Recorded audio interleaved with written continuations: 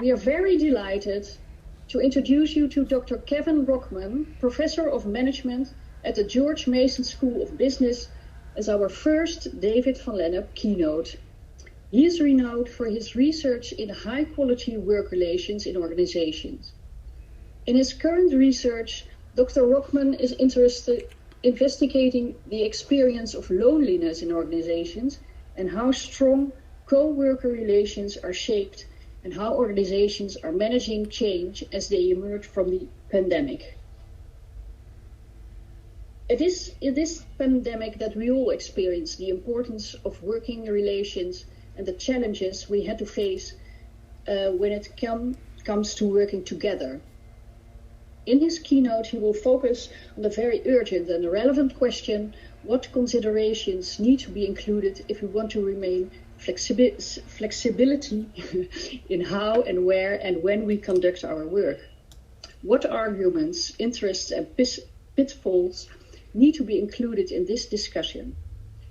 Kevin will give us a glimpse of the future of remote work and the way businesses can approach this decision.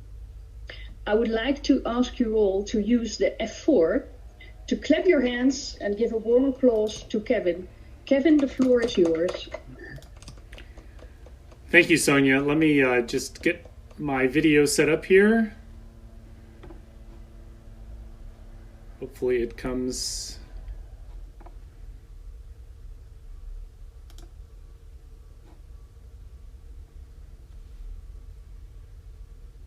soon. Can everybody hear me okay?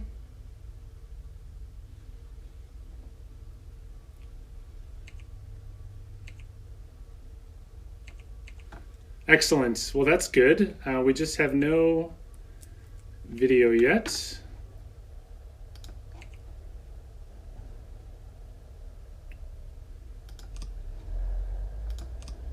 There we go.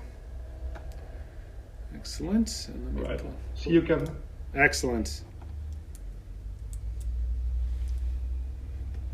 Well, thank you again, Sonia, for the introduction, and thank you to Luke and the NSvP for inviting me to give this keynote today. I'd also like to personally congratulate the nominees for the David van Lennep Award and their families. I'm privileged to be able to share the virtual space with you today. So I'd like to tell you a little bit about why I got interested in this field of study of remote work. Back in 1999, my father, after a career in programming, database management, and banking, joined a consulting firm to manage Y2K conversion projects around the world.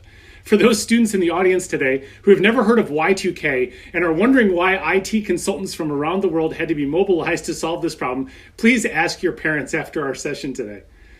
Anyway, my father, for the first time in his life, did not have an office with his nameplate on the door.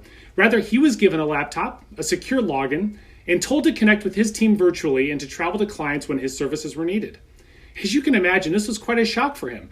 This is someone who rode the commuter train to downtown Chicago every day for decades, now being told to work from home. What, work from home? He almost couldn't conceive of this. He had to recraft his identity as a professional, and he always felt having a bigger and bigger office meant success and prestige. Now, after his decades of experience, he was left with an old dining room table for a desk and a repurposed lamp. I saw this eclectic home office, and I remember thinking how strange this was. He would be home on a Tuesday at 3 o'clock before jetting off to the Philippines or Malaysia for weeks at a time. When he returned, it wasn't back to wearing suits and riding the train. It was back to this dingy home office. Well, as a burgeoning PhD student at the time, I saw this happen to my dad, and I was immediately interested in this phenomenon. Over the next several years, as I progressed in my PhD and started working with my co-author and advisor, Michael Pratt, we discussed this phenomenon at length and ultimately decided to try and gather data from a company on the cutting edge of remote work. I'll be talking about this company later in this presentation. What is fascinating and why I'm here with you today is that many of the struggles, challenges, and decisions that this company, what I'll call high tech, faced more than a decade ago are the same struggles, challenges, and decisions many organizations are going to be facing for the first time coming out of the pandemic. I'm hoping that this talk will cause you to perhaps think differently about these issues and maybe even generate a productive conversation in your own organization. I'd like to show you a quotation about remote work. The office as we know it is dead. To be certain, there will always be some operations which will require the obligatory cubicle farms.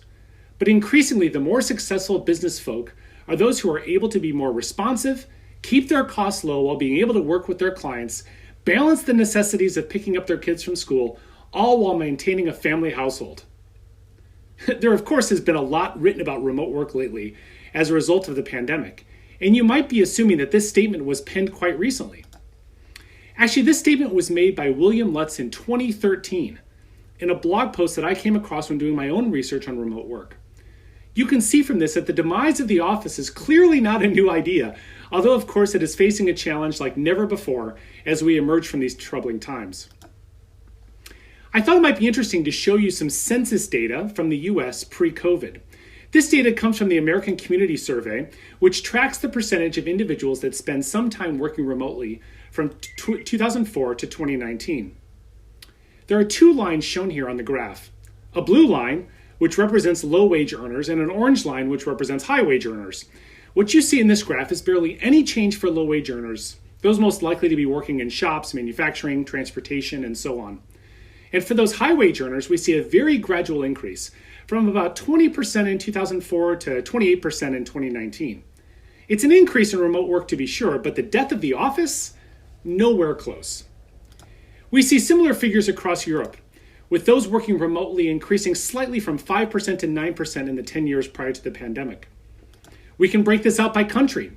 While I did not put the entire EU up on the graph, we can see countries such as Italy shown here, along with Romania, Bulgaria, Greece on the lower end in terms of remote work frequency, and Netherlands, Finland, Denmark, and such on the higher end. So while the data is gathered in a different way in the EU versus the US, for the countries at the top of the scale, mostly Northern European, the numbers are quite similar to what we see in the US data. We can look at other data as well for more support of this idea that remote work had become somewhat, but not overwhelmingly popular. Japan had about 18% of companies participating in remote work in 2019. The US federal government, about the size of a small country at 9 million employees, had 23% working from home, at least once a week in 2019. Australia reported 24% working from home at least once a week. And in New Zealand, we see that in 2018, 16% of employees reported they were able to work from home. In an economic analysis by Jose Maria Barreo and colleagues, a paper that has been published on the National Bureau of Economic Research website, they summarize that about 5% of full work days were from home pre-pandemic. While some of the variance in the numbers is due to how remote work questions are asked and how data is gathered, overall we're seeing a lot of consistency across all of these numbers. Thus, despite being around for close to 40 years, remote work had by no means taken off. I bring this up now because it shows that pre-pandemic, we were still in the infancy of remote work frequency, technology, best practices, and knowledge. Well, you all know what happened next. The world shut down, and those that could work from home did so, with many still doing that even today. Even I am at home today, and hopefully you can hear me despite the lawnmowers, the leaf blowers, and the billions of cicadas that are in my neighborhood. Okay, so we will try something with everyone's avatars here. If you engaged in some form of remote work during the pandemic, you can either raise your virtual hand or maybe do a virtual dance. Luke already instructed you on this, but you can also click on your name and see the various functions on the left-hand side. Okay, who engaged in some remote work? Let's see those hands or dances. Oh, there's some hands. Looking good, looking good. Oh, I see a dance. That I like it, I like it. Good, good. A good-looking audience for sure. So as we approach the hopeful end of the pandemic, the data is starting to roll in on remote work. The pandemic provided a natural experiment for hundreds of millions of people, giving them the opportunity to know what it is like to work from home. I'm sure each of you has thought about this issue, and I know it's something I've thought about as well as our campus is reopening and the opportunity to be back on site is emerging. I mean, how am I ever going to get work done without having my daughters interrupt my Zoom calls or having to explain to my virtual class that the clicking in the background is our pet hamster trying to eat her cage? Two of the biggest benefits of remote work, at least from the employee perspective, are performance and cost savings. One study found that 90% report productivity is about the same or more at home, while another found that a third of individuals report that productivity is higher at home than it is at the office.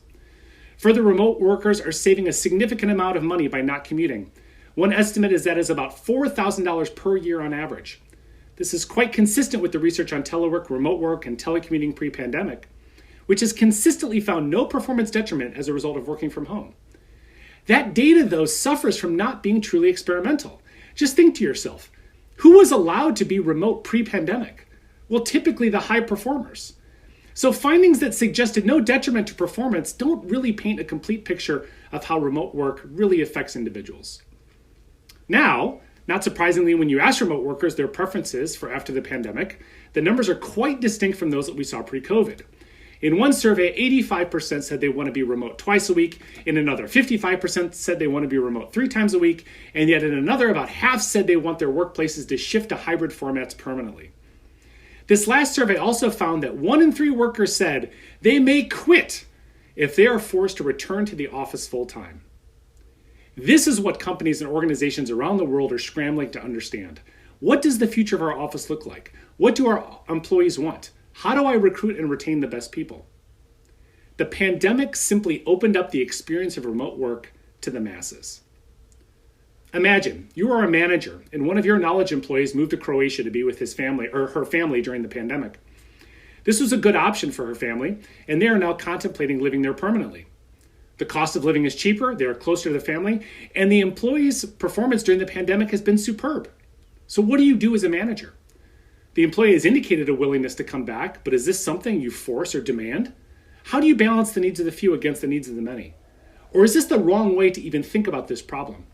These are the decisions going through the minds of many leaders right now. As a university leader myself, I think about this a lot. What is my requirement for faculty? We have no punch cards. No one is tracking who shows up and when. If a faculty member can perform their job from a distant location, what is our responsibility as an institution? These are difficult questions, to be sure. Some companies have already put out statements acknowledging that the future is going to be different. Walmart, IBM, Kraft Heinz, and Ford have all either delayed the in-person requirements for knowledge workers or have already said that their future workforce is going to be different in terms of on-site requirements. Other companies like Amazon, JP Morgan Chase, though, are reticent to adopt any changes, instead requiring individuals to be back on site in a full-time capacity. This is setting up a very interesting dynamic in the labor market, as employers might find themselves competing for talent that desires a remote work option. The sum total of this is that remote work is going to see a spike that never happened pre-COVID. Estimates range from 10 to 20% of full work days being remote. Okay, so let's go back to our earlier data. Remember, I said that about 5% of full work days pre-COVID were done at home. Moving to 10% or even 20%, well, that doesn't seem like that big of a shift, right? Well, I did some back-of-the-envelope calculations on this. If we look at just the US and Europe, that is somewhere in the magnitude of 15 billion workdays a year compared to pre-pandemic. It's a shocking increase. Now think of what happens on a workday versus a home day, where you eat, where you drive, what you spend, who you talk to. Now imagine how all of that shifts 15 billion times a year. The effects of this are going to be far-reaching and staggering. Take real estate, for example. On this graph is an index that provides insight into the real estate market. You can see that while for several years industrial and office real estate tracked each other, they began to diverge as we emerged from the last recession. Even then, companies were beginning to see the benefits of consolidating office real estate. This gap grew wider and wider until the end of 2019, when the world came to a halt. Everything dropped. But you can see how quickly the industrial sector came back. Office space, not so much. Even the most optimistic projections show very small increases in office rents over the next decade. It's unclear what the future of office space even looks like. This is not even getting into how home and office architecture will change as individuals shift patterns in where they work. With upwards of tens of billions of workdays affected worldwide, cities and surrounding areas will transform, as estimates are that economic activity will shift away from areas with high office capacity and towards neighborhoods. Commuting should decrease as well, as will use of public transportation systems. Think in your own city how this might shape the future. I live just outside Washington, D.C., and here we love our metro system. Perhaps some of you have even ridden this on your visits here. It's now incredibly expensive and incredibly empty. What does this mean for the city, the surrounding states, for real estate values, and so on? I just read that the head of our metro system is proposing closing several stations beginning sometime this year in order to help balance the budget. For a large city like New York, they're expecting hundreds of millions less in revenue in the coming years as a result of more frequent remote work options. Are these systems outdated? Do they need to change? I just read yesterday morning that some cities are exploring making transportation free to bring riders back. While such a solution does not solve the revenue problem, in fact, it makes it worse. It could justify keeping such systems running. But this involves significant amounts of new government spending. Kansas City has already started this. In Los Angeles and here in Washington, D.C., they're exploring it. So now that we have the lay of the land regarding what happened pre-COVID, what employees feel during COVID, and some of the possible challenges coming out of COVID, let me tell you a little bit about my own research and how the experience of this company might help inform some of the decisions facing governments, companies, nonprofits, and other organizations around the world. This company, High Tech, as I mentioned, was based in Silicon Valley, but as a result of various mergers and acquisitions, was widely dispersed.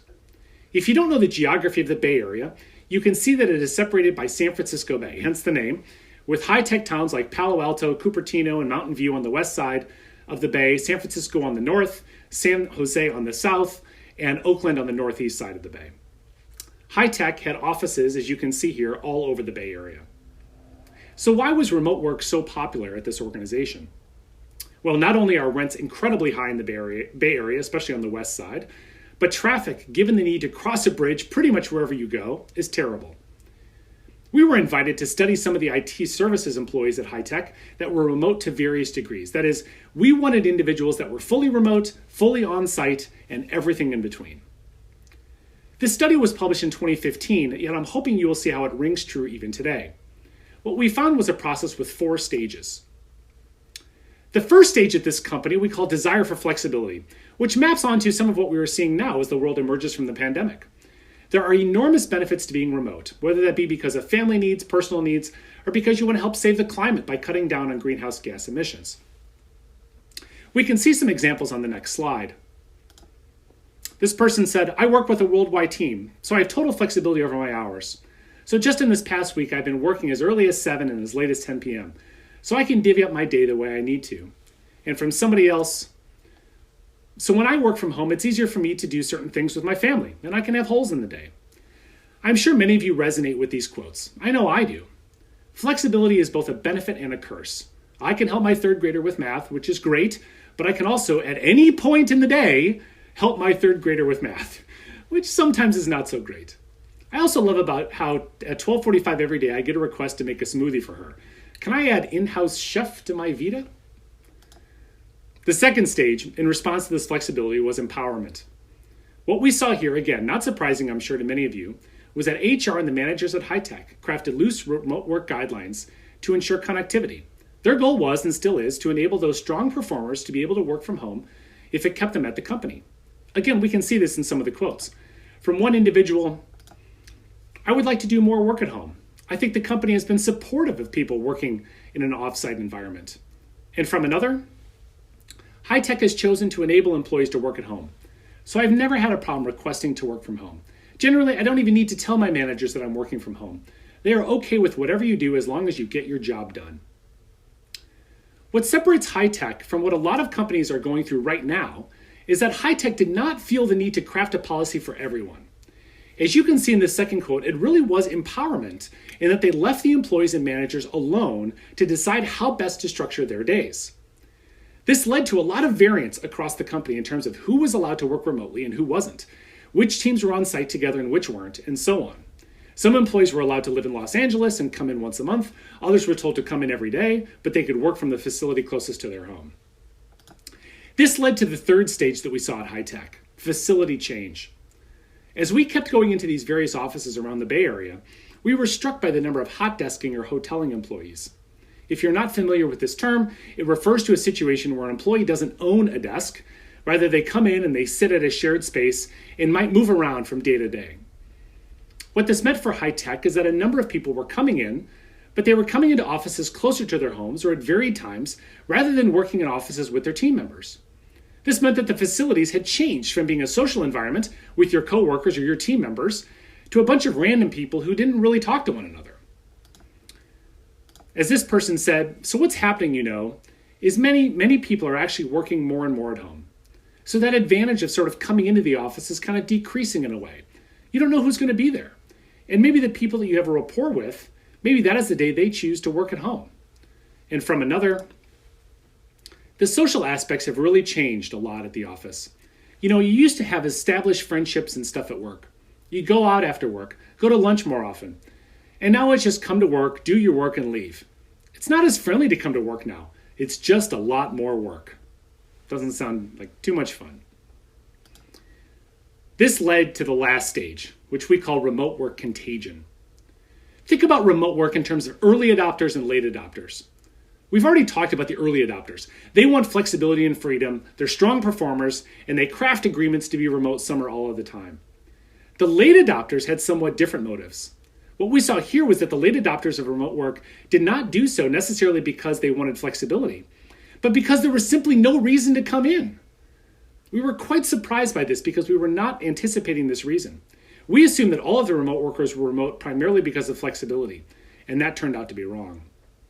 Look at these quotes. It has become clear more and more that the people I work with are not the ones in the office. They're the ones on the phone. And so other people on my team have begun to work more and more at home. It has really changed over the years. When we started off, everyone was located in the same building. Nowadays, people are located everywhere. I mean, there's no reason to come into the office. And finally, if you don't know day to day what the work experience is going to be, you don't know who is here and who is not, then there's less point to come in, less productive to come in. In fact, you just waste travel time. What these managers failed to realize at high tech, and what we ultimately helped them discover, was that every time an employee chose to be remote, it affected the work and lives of each person that remote worker worked with. That is, this company viewed remote work incorrectly as an individual decision. Well, if Klaus can get his work done, Klaus can work remotely. But this is not reality. Reality is that when Klaus works remotely, every person Klaus works with is affected. And we need to understand those effects and how to manage those effects. We went in and conducted 2 different surveys in high tech after these interviews with a few hundred individuals and confirmed these results. Whether coworkers were going to be in the office was the #1 predictor of whether someone chose to go in, more than flexibility, convenience, commuting time, satisfaction, and so on. The result of this is what we call the lonely office. The lonely office is defined by individuals who come to the office every day, yet are not getting the social contact they need or desire. As an academic, I have this issue quite frequently. I drive to the office because I like working there and seeing my colleagues, and guess what? No one is there. If I'd like to chat with someone or have a problem that requires an informal meeting, I'm out of luck. I'm lonely, and I'm working in the office. When this happens, as you can see in the picture here, not only are the individuals who show up lonely, but the office is completely underutilized. This is why our campus planners here at George Mason hate building offices in new buildings. Why build offices when they're going to sit empty most of the time? It's a great question. Many individuals, even in this study, noted the problem of the lonely office. I'll give you a couple of examples. Being remote makes it hard to have the spontaneous, dynamic, interactive discussions in the hallway. How are things going? How are you doing? Heard about this. What do you think? Because people are spread out and working from home, we don't have a sense of team. Another person we talked to, in talking about how they sat by themselves all day, noted, I don't really have a lot of team kind of interactions, even when I'm in the office. So coming back to the current problem coming out of the pandemic, how should we think about managing remote work? What is the right amount of time to be on site? We could think about this in terms of trade-offs. The participants in our study were quite attuned to these trade-offs, as we can see here. One person mentioned it's a trade-off because obviously you can be happier because you have flexibility off-site and so forth. But if you were in an office with other people, you have more social interaction, more a sense of a team. Another one said, what I'm saying here, I miss having at least one day where I know I'm going to come into the office and I'm going to sit down with my colleagues and talk about their experiences. And finally, I find I get lonely, You can only yak at your cats for so long. And I need the social interaction from work. And another reason I'll drive down here for meetings and so forth is to just interject the human element from work in. As a side note, this last person, who also was a manager and a longtime high-tech member, was not planning to come into the office the week we were doing interviews. So I drove to her house and interviewed her in her bathrobe, in her living room, with her cats sitting right there. So where are we now? You now have a worldwide phenomenon where knowledge workers have been at home for 14 months and companies are trying to assess what to do to bring them back, if at all, amidst changes in business, mask mandates, vaccinations, employee mobility, technology, and so on. We know there are these trade-offs between being at work and being at home, but pre-pandemic, many workers never even thought working from home was an option. Now they know. The eyes of the employees have been opened. It's like giving a dog a smell of the fresh meat, and he is hungry. So what is the right policy? How many days a week should employees be forced to be on site, if at all? Think about remote work effectiveness curve. Think about a remote work effectiveness curve, where we plot the number of days of synchronous required on-site presence with organizational performance. We know there are diminishing marginal returns of on-site work, but we don't know precisely what the graph for each company might look like. For any one organization, the line might look like this first one. Here we see that once we get past one required day, the benefits quickly drop. Thus, the most efficient solution would be to require 1 day a week. Other organizations might look like this, where 2 days seems to be the most efficient, or this, where 3 days, where 3 days seems to be the best. This last one might be indicative of an institution where people need time by themselves to do work. And by forcing them into the office, you're reducing their overall performance. Now, how do we draw this curve? Well, by taking into account all of the costs and benefits of synchronous on-site work, commuting time and cost, team needs, development or creativity needs, social needs, and so on. The call to organizations struggling with these decisions right now is to figure out what this graph looks like for them. If organizations don't manage this, this is what could happen. The employees all believe that 1 day a week brings the most benefit. So the employees get together and everyone commits to coming in a certain day, let's say Wednesdays. Employees structure their weeks and schedules around this shared day and seem happy with this structure. The managers are freaking out though, because they think that if people don't come in 5 days a week, they won't know what everyone's doing. The managers are also walking around looking at empty desks 4 days a week and wondering why they are paying rent and electricity on a building that sits empty. So what do? They tell employees to start showing up 4 days a week or maybe even 5 days. This difference in beliefs between the employees and managers is a precursor to organizational conflict, poor performance, and attrition. In such a negotiation, what can easily happen is that the two sides forget that they share a lot in common. Everyone wants strong performance. The employees think that to get strong performance, they need the freedom and flexibility to work from their location of choice, while managers think that strong performance comes from being in person. This debate has been going on a long time. Take this quote from Marissa Mayer, the then CEO of Yahoo and her senior leadership team. To become the absolute best place to work, communication and collaboration will be important. So we need to be working side by side. That is why it is critical that we are all present in our offices. Some of the best decisions and insights come from hallway and cafeteria discussions, meeting new people, and impromptu team meetings. Speed and quality are often sacrificed when we work from home. I don't necessarily disagree with her, but the question is, how many days on site do you need in order to get these things? This is an organization that had divergent beliefs, and she was trying to pull that employee curve down to meet hers.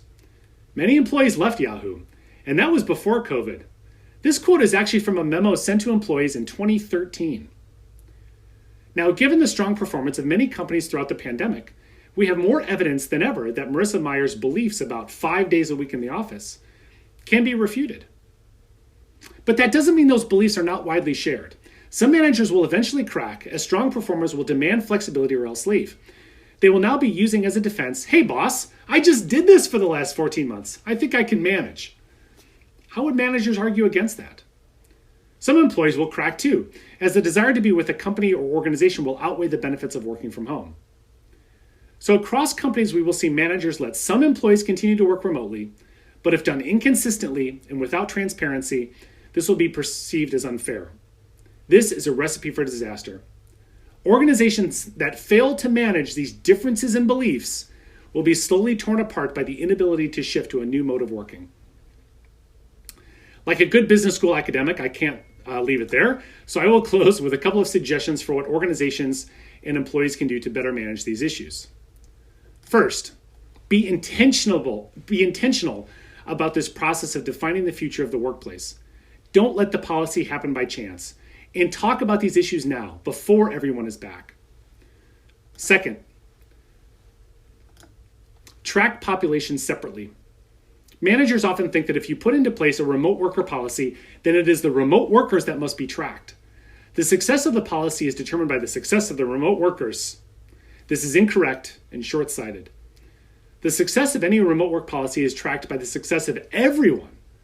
So by tracking populations, I mean that the company should not forget about the people who are coming to the office. Have one group of assessors, whether that be HR or line managers, focus on the well-being and performance of remote workers, while a completely separate group is focused on the well-being and performance of those primarily on site. If there's a hybrid group, track those people too. The goal is to have a high-performing unit, not just high-performing remote workers. Third, as I mentioned, think about the curve. Find the right balance of face-to-face time for your company while uncovering any deep-seated differences in beliefs in terms of how much face-to-face time is truly needed. Finally, be transparent through this process. Involve stakeholders early and often. Communicate decisions and rationales clearly and with enough time for input so that no one is caught by surprise. Organizations should be asking, what is the right space or spaces for us? Maybe the answer is providing co-working spaces for those that need it, but not demanding permanent facilities. Or maybe the answer is partnering with other companies and utilizing spaces. Hey, our employees are here Tuesday, Thursdays. Your employees are here Monday and Wednesdays. Let's team up on a space. Organizations that come out of pandemic the strongest are going to be those that think about these issues creatively and involve their employees early and often. While I've been focused on organizations up to this point, for employees, it's important to speak up. Now, communicate what you've learned about yourself, your work, your teams, and your skills during this difficult time, and advocate for your preferences. There will never be a better time to craft jobs in creative ways. And with that, my time is about up. Thank you again to the NSVP for asking me to speak today. Thank you for listening, and I'm happy to take any questions.